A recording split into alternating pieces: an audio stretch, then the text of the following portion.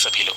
देखिए, आप सभी को पता है कि 6 अक्टूबर 2025 के दिन पड़ी है साल की सबसे बड़ी पूर्णिमा, जो होती है शरद पूर्णिमा, जो कि अश्विन मास की पूर्णिमा होती है। कचौगरी पूर्णिमा भी इसका दूसरा नाम कहा जाता है। और इस पूर्णिमा के दिन बड़े से बड़े रोग, बड़े से बड़े दोष तो दूर होते ही होते हैं, आपके शरीर की सारी बीमारियों का खात्मा होता है। अगर आपके जीवन में किसी तरीके की कोई कामना है, कोई इच्छा है, कोई मनोवांछित फल की पूर्ति करना चाहते हैं, तो आज की रात्रि ये इस उपाय को करना बिल्कुल भी मत भूलना। गुरुदेव ने कहा, आपके जीवन में वाहन का सुख, मकान का सुख प्राप्त करना चाहते हैं, आप अपने जीवन के सुख, समृद्धि, धन धान्य से भर देना चाहते हैं, तो इस शरद पूर्णिमा की विशेष रात्रि को घर की चौखट पर इस उपाय को करना बिल्कुल भी मत भूलना। गुरुदेव की कथा से सुन करके और समझ करके पूरे उपाय को बहुत आसान भाषा में बताऊंगा, परंतु उससे पहले आप सबसे बस एक छोटी सी प्रार्थना। जो भी लोग पहली बार आए हैं, चैनल को सब्सक्राइब जरूर करेंगे और वीडियो लाइक करके देव आदिदेव महादेव का कोई सा भी प्यारा नाम कमेंट बॉक्स में लिखना नहीं भूलेंगे। इस पूरे वीडियो में हम 4 महा उपायों के बारे में बात करेंगे, जो कि आपकी अलग अलग कामना पूर्ति के लिए सिद्ध होंगे, तो ध्यान से सुनना है और समझना है। सबसे पहले बात करते हैं हमारे पहले वाले उपाय की। देखिए, पहला वाला जो उपाय है ना, वो होगा पीपल के पत्ते का उपाय। खास करके हमारे परिवार में या आपके आसपास में कोई भी व्यक्ति ऐसा है जो बहुत ज्यादा बीमार रहता है, उसका कोई पुराना रोग है, कोई पुरानी बीमारी है जो दूर होने का नाम नहीं ले रही है ना। हर बार डॉक्टर के चक्कर पे चक्कर लग रहे हैं, दवाइयों का केवल खर्चा ही बढ़ रहा है, लेकिन उनकी दवाइयां असर नहीं कर रही है। या फिर गुरुदेव ने कहा, नसों में दर्द रहता है ना, नसों ने कार्य करना बंद कर दिया है, शरीर में किसी तरीके की कोई गठान हो गई है ना, मांसपेशियों में दर्द रहता है, तो इस वाले उपाय को करना बिल्कुल भी मत भूलिएगा। कोई भी कर सकता है उस बीमार व्यक्ति के निमित्त में। केवल आपको एक पीपल का पत्ता लेकर के आ जाना है, जहां पर भी मिल जाए केवल एक पीपल का पत्ता। और इस वाले उपाय को आपको रात्रि के समय पर करना है, 10 से 12 बजे के बीच में, पूर्णिमा की रात्रि।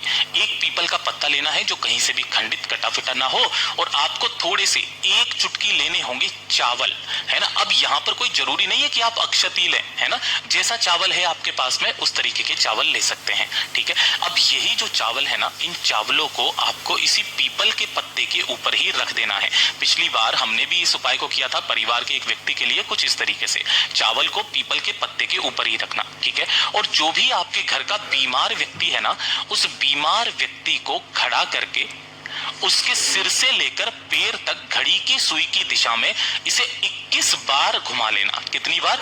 21 बार इसका उतारा करना, महादेव जी से उनकी समस्त बीमारियों का नाश करने की कामना करते हुए।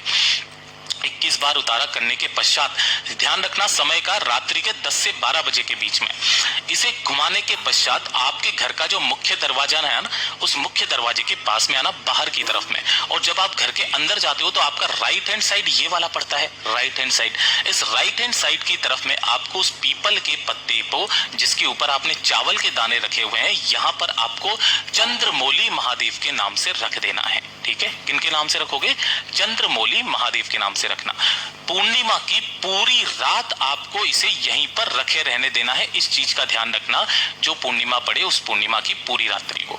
जब अगला दिन आएगा तब अगले दिन सुबह इस पत्ते को उठाना, और उठा करके जो भी आपके घर का बीमार व्यक्ति है ना, उस बीमार व्यक्ति को इस पीपल के पत्ते के ऊपर रखे हुए चावलों को मात्र 3 बार सूंघा देना है ना। उनसे सूंघने के लिए कहिएगा, 3 बार इसे सूंघाना। और 3 बार सूंघाने के पश्चात इस पीपल के पत्ते को चावल के साथ ही आपके आसपास जो भी बहता नदी, तालाब, सरोवर मिल जाए, वहां पर आपको प्रवाहित कर देना है। गुरुदेव ने कहा कि अगर आपके घर के आसपास कोई नदी, तालाब, सरोवर नहीं है, बहुत ज्यादा दूर है, तो आपके घर के आसपास जो बेलपत्र का पेड़ हो, है ना, बेलपत्र का पेड़, उस बेलपत्र पेड़ के नीचे उसे रख करके आ जाइएगा। उस बीमार व्यक्ति के स्वास्थ्य में धीरे धीरे करके सुधार आने लगेगा।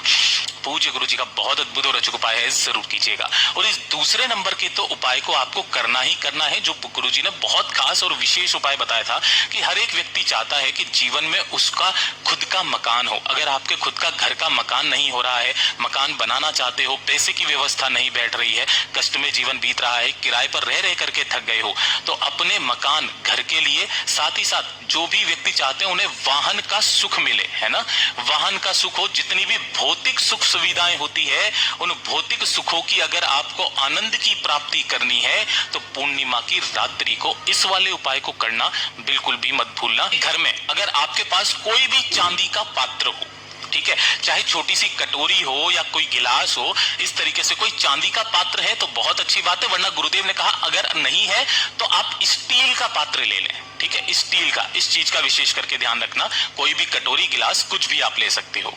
ठीक है, इसके अंदर आपको भरना है दूध, है ना, क्या भरना होगा, इस तरीके से दूध भरना है। जो दूध होगा वो होगा गाय का, और कैसा दूध होगा, कच्चा दूध, जिसे एक भी बार गर्म ना किया गया हो, इस तरीके का कच्चा दूध इसी के अंदर आपको पूरा भर देना है। ठीक है, और भर देने के पश्चात आपको लेने होंगे इस तरीके से मात्र एक बेलपत्र और 11 चावल के दाने, जो कैसे होने चाहिए, अक्षत होने चाहिए, पूर्ण होने चाहिए, टूटा हुआ चावल का दाना नहीं लेना है। और इन दोनों चीजों को भी आपको इसी वाले पात्र के अंदर, बेलपत्र और चावलों को भी इसी के अंदर डाल देना है। डाल करके आपके घर की जो 4 दीवारी है ना, उन चारों दीवारों से इस पात्र को क्या करा देना है, स्पर्श करा देना है। घर की चारों दीवारियों से स्पर्श करा करके आपके घर में जहां पर भी मंदिर हो, है ना, उस घर के मंदिर में इस पात्र को उठा करके आपको रख देना है। किस दिन, पूर्णिमा की रात्रि के दिन इसे यहां पर उठा करके रख दीजिएगा, और इसी के सम्मुख में आपको गाय के घी का गोल भांति का दीपक प्रज्वलित कर देना है। यह करना है आपको पूर्णिमा की रात्रि। ठीक है, पूर्णिमा की रात्रि को पूरी रात भर इसे यहीं पर रखे रहने देना है। इस कलश को यहां से उठाना है, 1 लोटा शुद्ध जल अपने घर का लेना है तांबे के कलश में, और लेकर के भोलेनाथ के मंदिर में पहुंचना है, शिवलिंग के पास। शिवलिंग के पीछे की तरफ खड़े होकर के सबसे पहले जो आपने दूध का कलश जो आपने लिया है, उस दूध के कलश को अपने दोनों हाथों में लेना, अपना नाम और अपना गोत्र बोल करके, जिस कामना के लिए कर रहे हो उस कामना को बोल करके पहले दूध समर्पित कर दीजिएगा, श्री शिवाय नमस्तुभ्यम मंत्र का स्मरण करते हुए, और उसके पश्चात 1 लोटा शुद्ध जल श्री शिवाय नमस्तुभ्यम मंत्र का स्मरण करते हुए शिवलिंग पर समर्पित करना।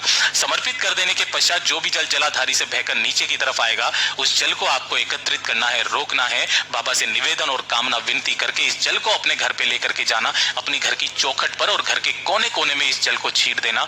गुरुदेव ने कहा मात्र 2 साल के अंदर अंदर आपके खुद का घर का मकान भी होगा और आपको भौतिक सुख सुविधाओं का लाभ भी मिलेगा। अगर भगवान ने चाहा तो महादेव की ये कृपा आपके ऊपर जल्दी बरसेगी। पूज्य गुरु जी का बहुत अद्भुत और अचूक उपाय है, जरूर कीजिएगा। और ये तीसरे नंबर का तो उपाय आपको करना ही करना है। गुरुदेव ने भरोसा दिलाया है कि जब आपकी कोई इच्छा, कोई कामना पूरी नहीं हो रही होती है तो अगली पूर्णिमा आने से पहले, अगली पूर्णिमा से पहले आपकी वो कामना निश्चित रूप से पूरी होती है।